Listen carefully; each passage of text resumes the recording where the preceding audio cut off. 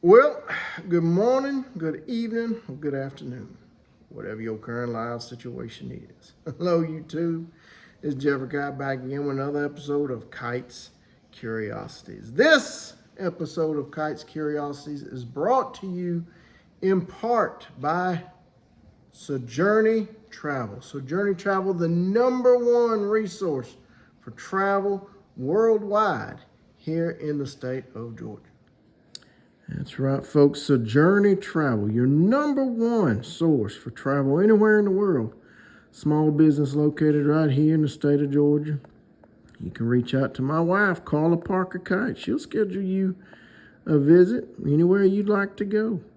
Contact her at that telephone number, 770-356-4245.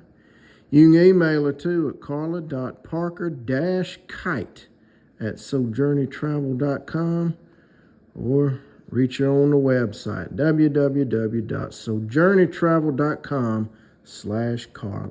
Suitcases, sightseeing, so journey with us. Sojourney Travel. So recently, I was able to go visit a town here in the state of Georgia, a little Georgia road trip, and visit a little town that I've always wanted to visit ever since I was a little boy, say 10, 11 years old, when I first started learning about the Civil War. And that's the city of Madison, Georgia. Madison, Georgia, let me tell y'all folks, it has a very, very rich history dating back pre-Civil War up through the Civil War and in the post-Reconstruction era of our nation. A lot of history, a lot of things that took place. In fact, I'm going to have to make 2 parts of my trip to Madison because there was just so much to see historically for me in the homes that I've always read about and studied in my history classes. So without further ado, let's go take a tour of 3 homes that you can go into. They are museum type homes that you can visit, go into. They are owned by the Historical Society of Morgan County and the city of Madison. I think it's called the Morgan-Madison Historical Society is what it's called. But either way, you can look that up. The docents that I had, Susan and Pam, were absolutely fantastic. Y'all reach out to them and see if you can get them to give you a tour. Very knowledgeable ladies, very affluent, very in not just themselves, but just affluent in their knowledge of the items in the home, who own the homes, the stories behind them, and so forth. So let's go ahead and let's get this check out. Okay?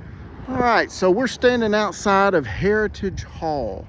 Heritage Hall construction started in 1807 on this house, and it finished in 1811. I mean, huge, sprawling Greek Revival house. If you notice the columns on the front, 4 of them are those circular type columns. And then you got 2 square ones over here on the end. So why would they do that? Well, Dr. Johnston, who started the construction and the building of this house, he said, I want to be a little bit different. I want to stand out from my neighbors. So I'm going to put me some square columns on each end of my house so that I can kind of flaunt my wealth a little bit. So there's some eccentric people back in the day. So we're going to come up these here stairs, sign in,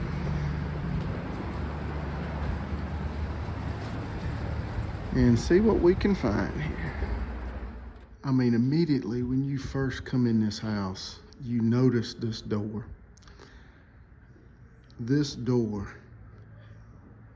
is the original door to this home when it was built in 1807.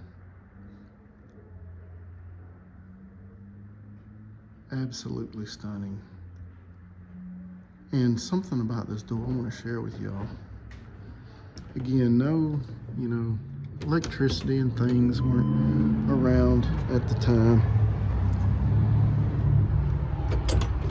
So if you wanted to know if someone was here, you could simply knock on the door. There's your door knocker right there. You could just come up and press, something like that. But right here, for those fancy people, they had a doorbell that operated like this.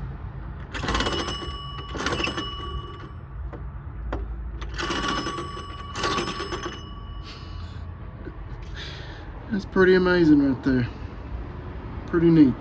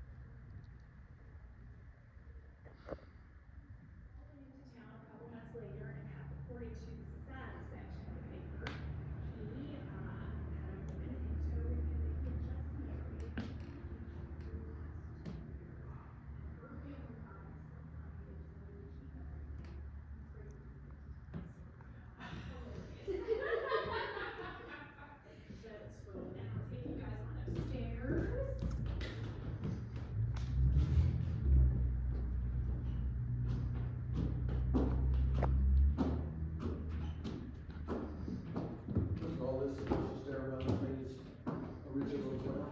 Yes. Yeah, this was actually a gift to, I believe, Dr. Jones or his son, and it's from the Mississippi area. So if you're ever in these old homes that date back to the Civil War or around that era, you'll find this staircase, which is a plain, obscure staircase that leads to the upstairs. This is what the slaves would walk up and carry supplies and toiletries and different things to the upstairs. Slaves were not allowed to use the main staircase or the grand staircase of the home. They had to use this instead. And I just find that interesting how, they're good enough to do work for you. They're good enough to help you with all kinds of everyday tasks, but yet they're not good enough to use your staircase to get to the rooms that you need their help with.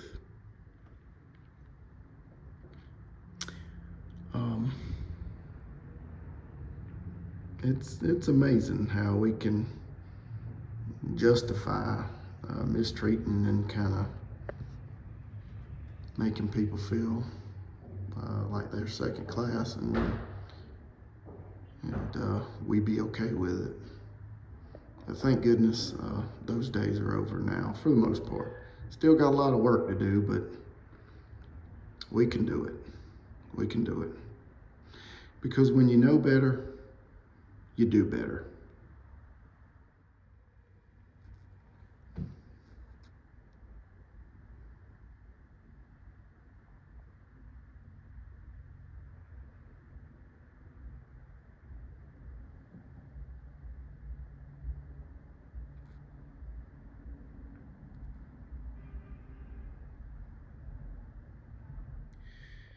These are Civil War era field medical kits or surgical kits.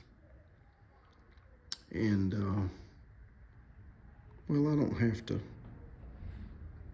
go into too deep of a detail to describe the horror that the early days of medicine will bring about to people.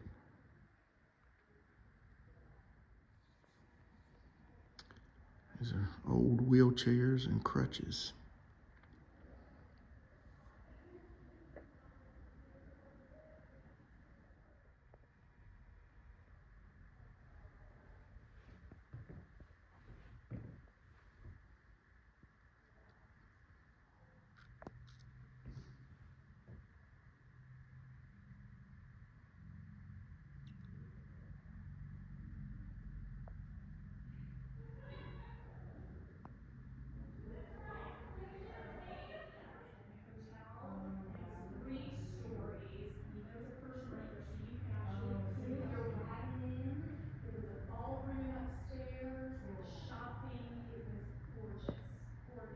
And here's the grand staircase, or the main staircase to the house.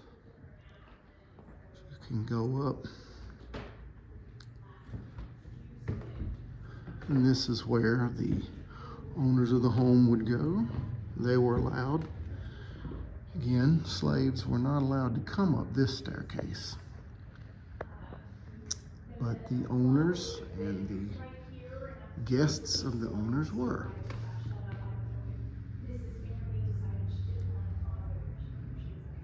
We'll go up here to the second floor. So back in the era of the Civil War, in these old Greek revival style homes, hallways in our homes, they're always very narrow. But in these homes, these open spaces upstairs were considered an extra living space. So usually, this is where children would come to play, to get their school lessons, to, do their thing and wouldn't bother the adults downstairs. Welcome to Heritage Hall, also known as the Jones-Turnell Manor House, and we call it that because those are the three families who lived here the longest, although we did have 12 owners for this home. It was originally built in 1811 by Dr. William Johnston, treated here in the Neighborhood of Clinton in the 1850s. And they're the ones who finished the house as we see it today in this Greek revival architectural style.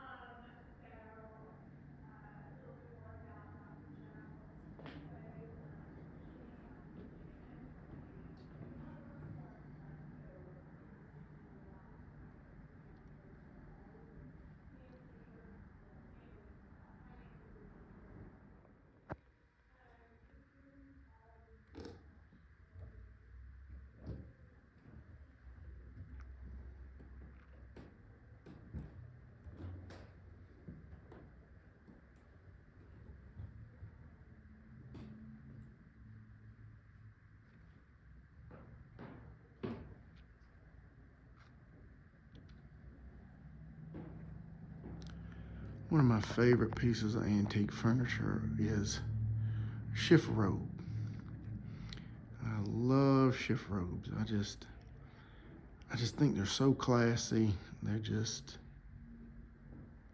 I mean, craftsmanship that these go in, or that goes into these pieces is just phenomenal.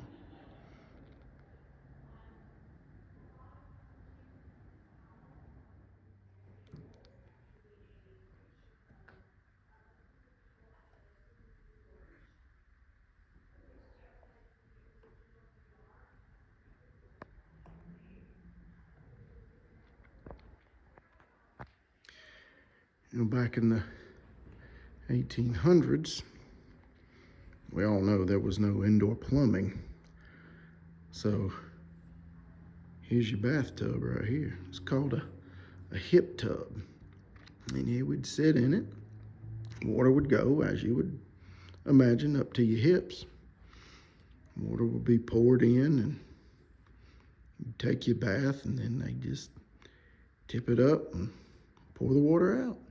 Start again.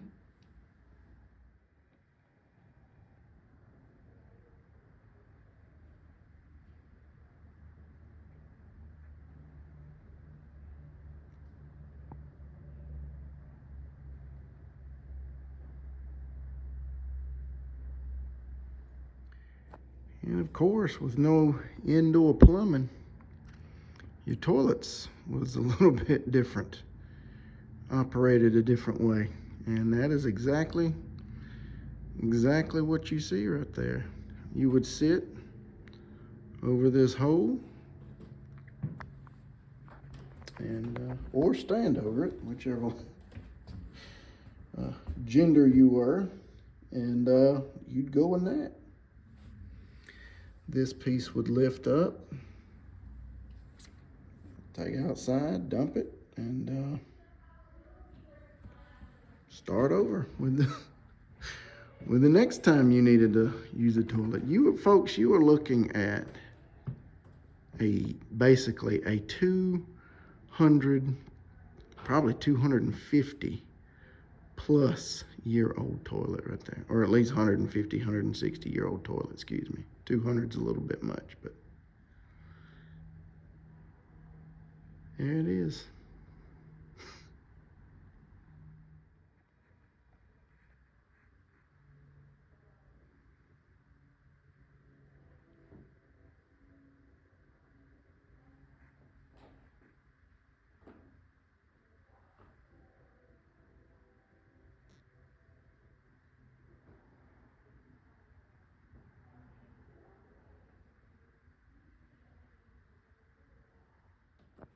Look at this old sewing machine.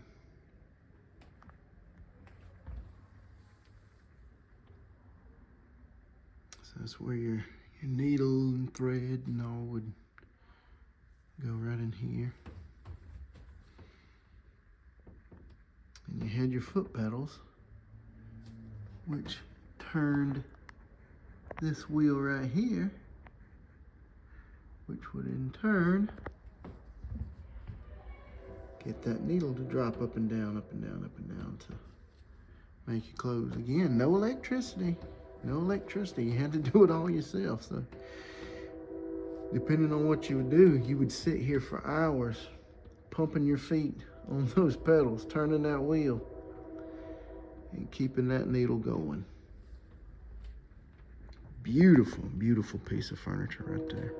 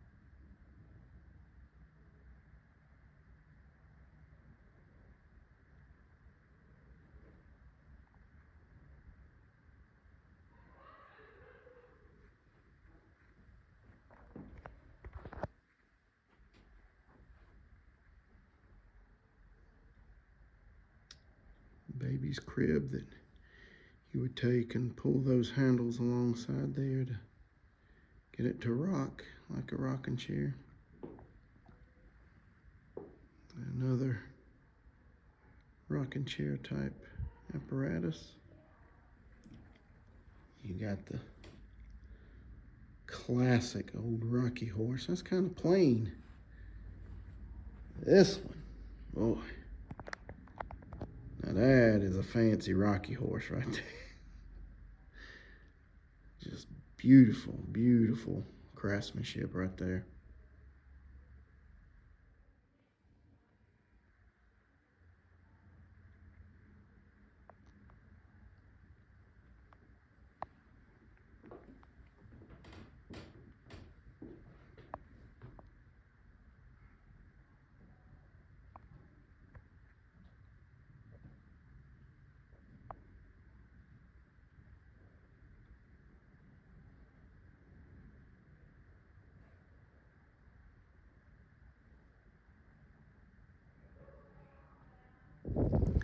Now here we have the Reuben Rogers house.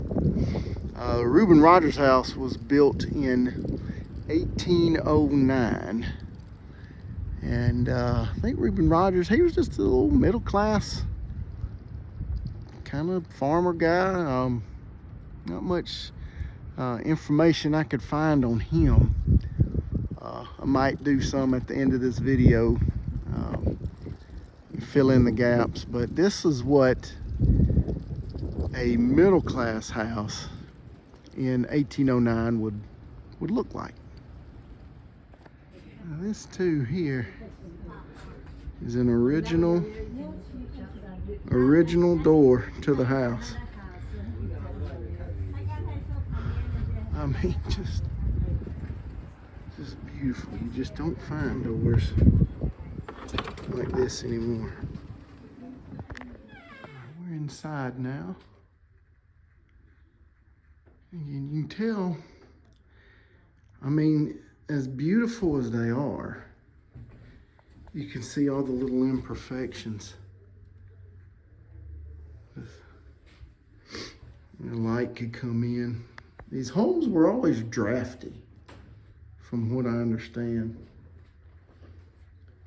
And so, in the wintertime, you had to keep the wind and the cold from coming in. And in the summertime, you wanted that stuff. You wanted the wind to come in.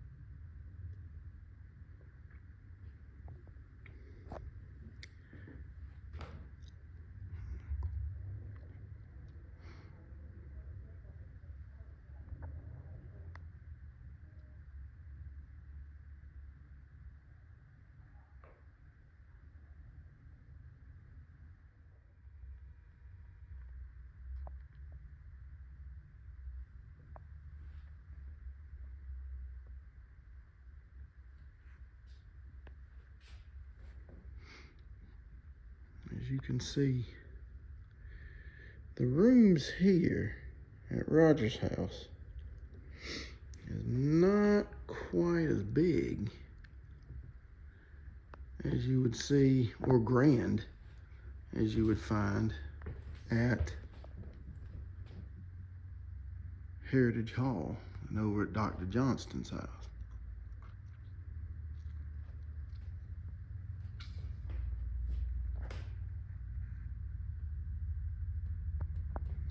Now here, again, sticking with that same construction tradition of the time, a single piece of wood for your floor. There are no breaks in the floor at all, except for right there, and these right here, those probably got replaced. But most of the rest of them, it is a single piece of wood cut long ways. It goes all the way down as far as you need it to go.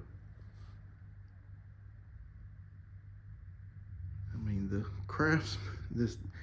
craftsmanship, the attention to the detail, knowing how long you need them wood pieces to be for an exact single cut. It's truly remarkable.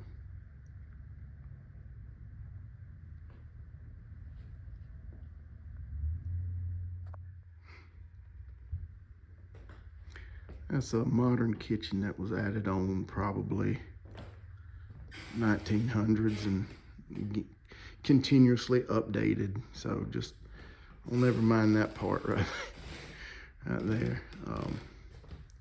But take you in this dining room. Look at this beautiful dining room.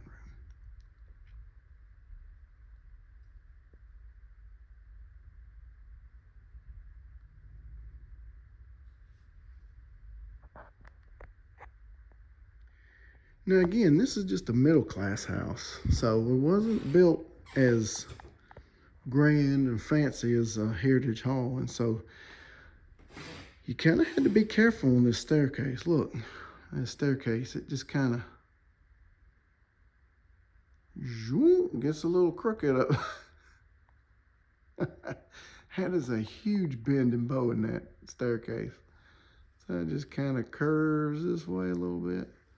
And look at the walls. The walls are kind of, I don't know if you can tell, they're kind of wavy. Let me get on this side. You can kind of tell. Kind of bowed out a little bit. So you had to be careful coming upstairs. Right there, that hand railing shows the bow and the bend that's in this staircase.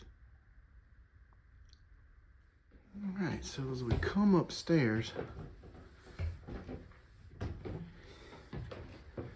I just had the two rooms up here.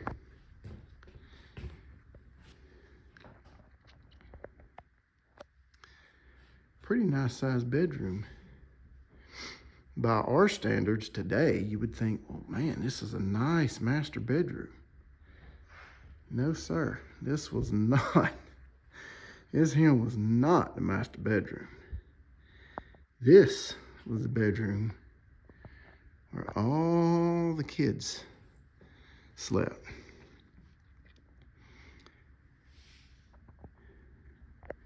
And there's times you'd have 3 to a bed. Have a bed here, maybe a bed over there, maybe a bed right here.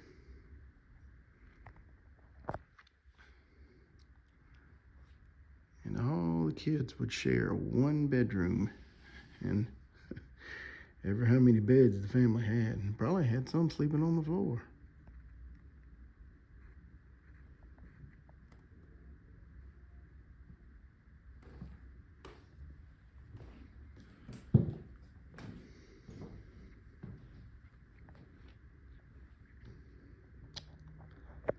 That's another bathtub right there. Wash stand right over there.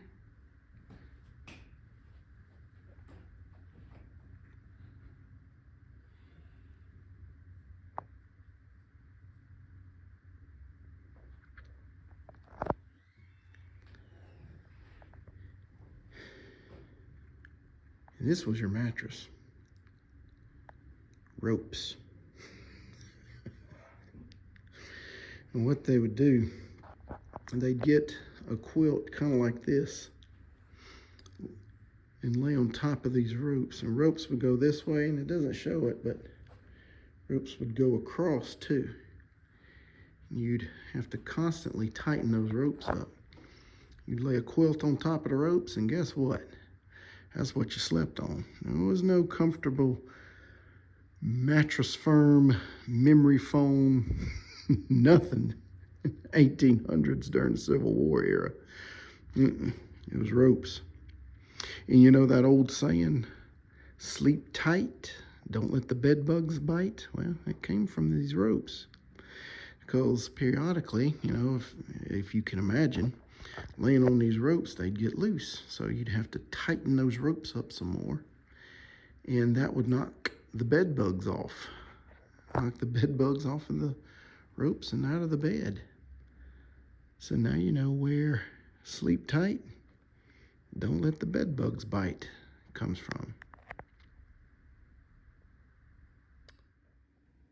So from there, across the hall, that's where Mom and Daddy slept.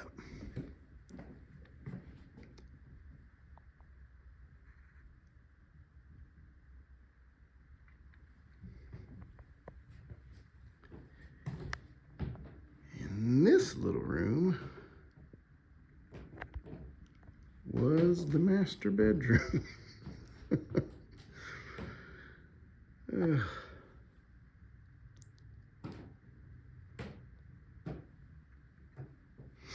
Again, the ropes, but this time there's holes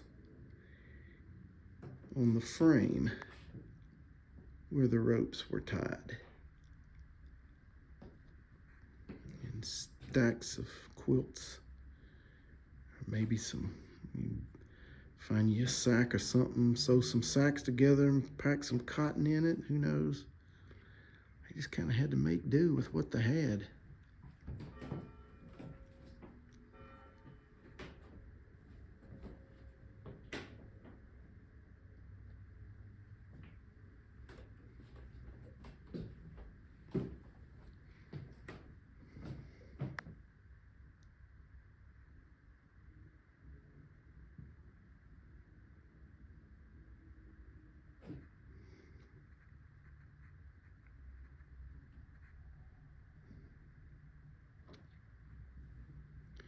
You might be saying, well,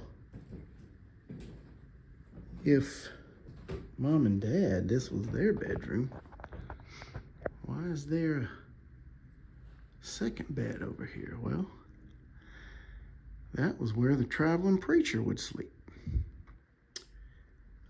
Today's times, we have church every Sunday. There's a church on every corner, and we have church every Sunday, don't we? Well, back in Civil War era, and really right up to about 1977 in some places here in the state of Georgia, church was held only once a month, one Sunday out of the month.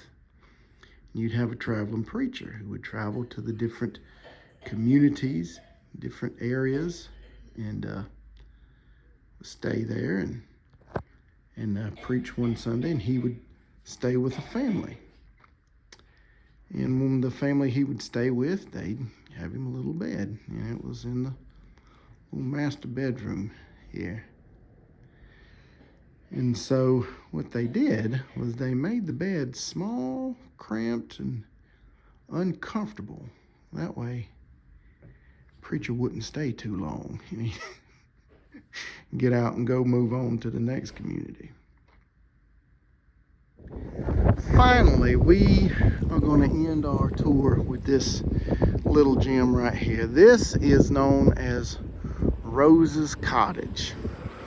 Rose was born into an enslaved family,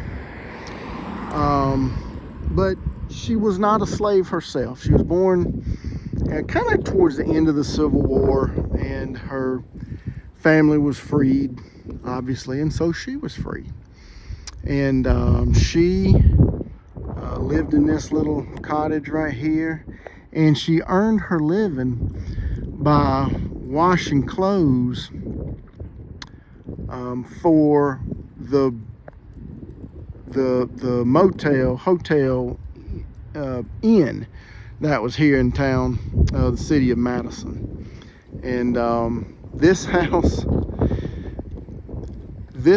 was built, no joke, for $50 back in the maybe late 1800s, maybe early 1900s. So we're talking somewhere around between 1890 and 1910. $50 was all it took to have you a nice little house. Let's go inside and check it out. All right, we're gonna slide up the porch here onto Miss Rose's house. Beautiful porch. Just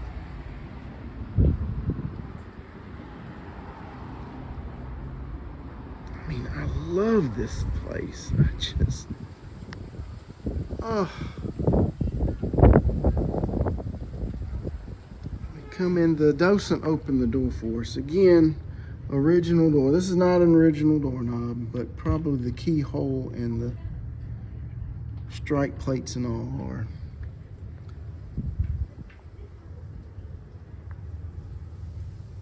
Just come on in.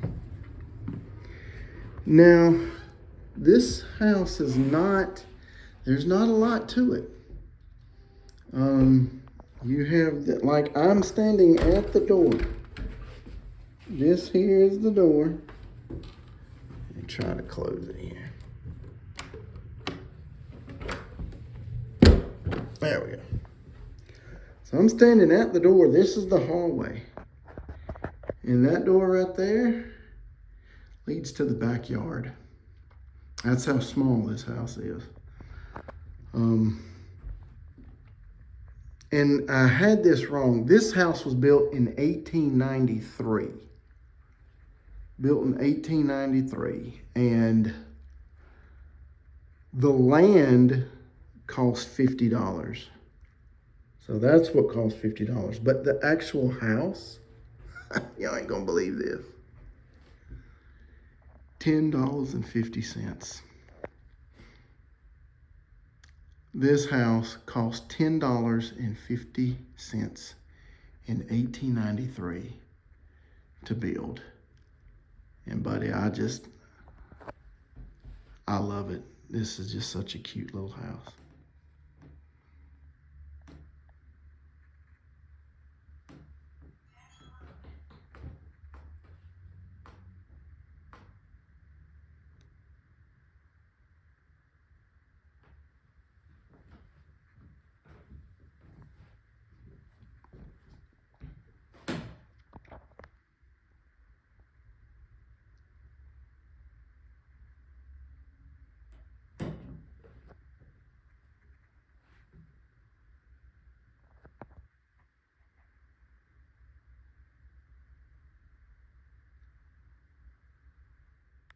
Y'all, this took me back right here.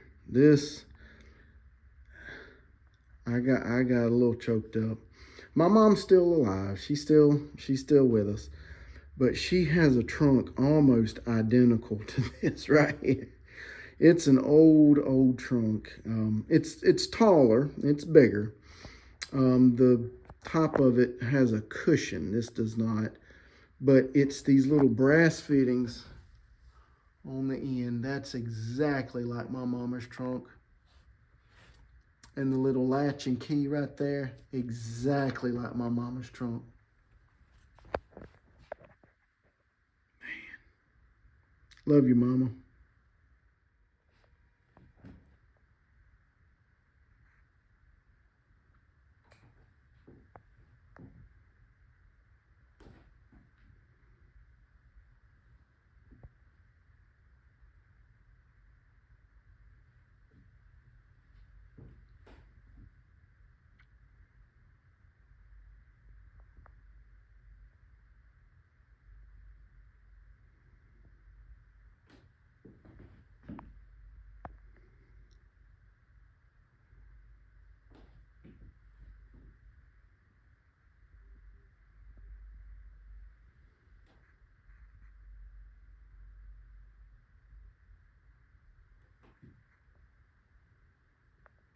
That old butter churn right there.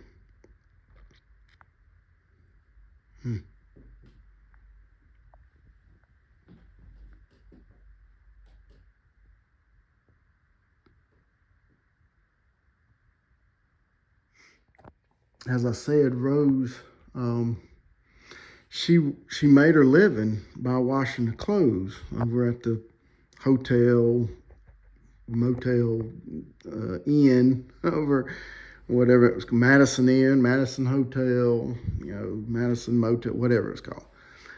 She made her living by washing the clothes for the traveling people passing through. And this is probably some things she would use to wash and take care of them clothes. Look at this old iron. What you would do with this, I believe, is you would lift this. Oh, I'm not in the frame. You would lift this up. You'd put some hot coals in this little compartment. Right down in there. Right down in there. You put some hot coals in it. Close the latch and it would heat up the plate down here.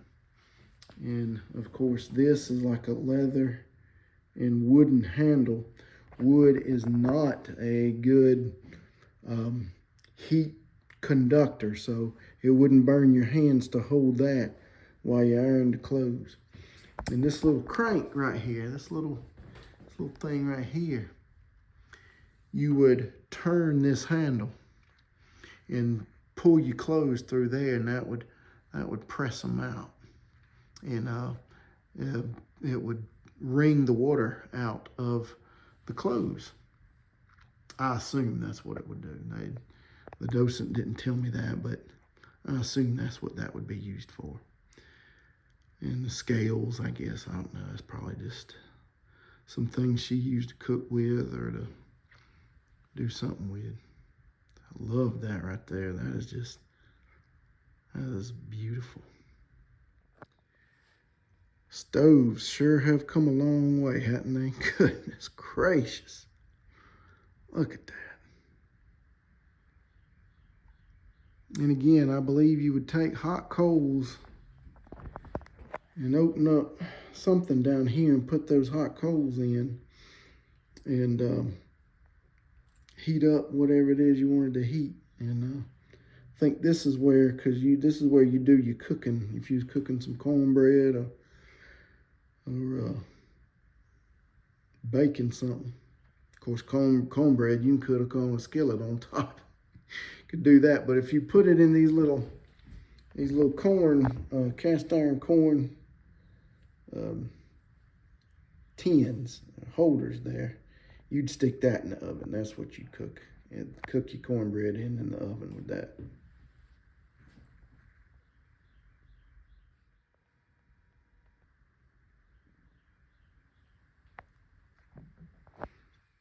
And this right here, that's not what you'd call a refrigerator. That's called an ice box. Of course, that's what they called them when they first came out, and modern conveniences with electricity and different things like that evolved into the modern day refrigerator. Why'd they call it an ice box? Well, you take it right down there at the bottom. You'd put your big old block of ice. That's where that ice would go, and the water would drain out that hole in the back there. And what it would do is that ice, it would circulate that air up through here, over in there, and into the area where you wanted to keep your stuff cold. Imagine they could also put some ice in here, in this part, because of that drain hole right there.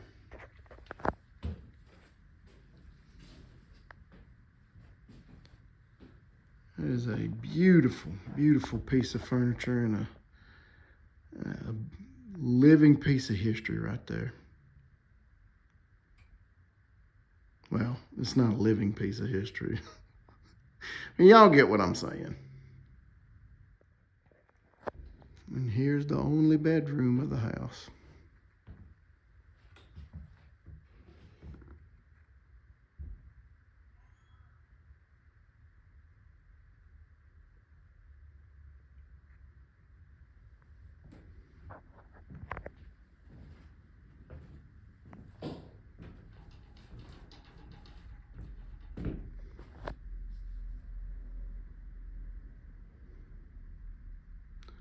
Almost a whole floor to ceiling window.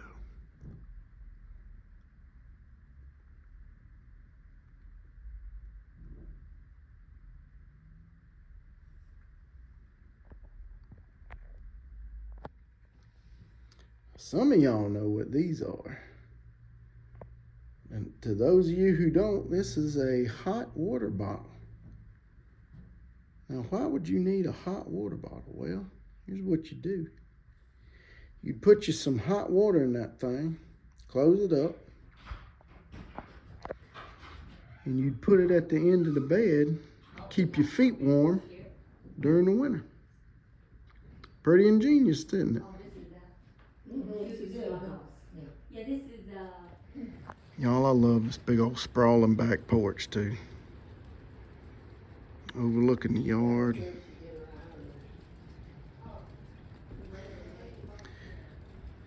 Probably ended about right here, maybe a little more. I don't know. I don't think that. Well, I don't know. This was probably part of it too. Coming up, this rail is modern, obviously, but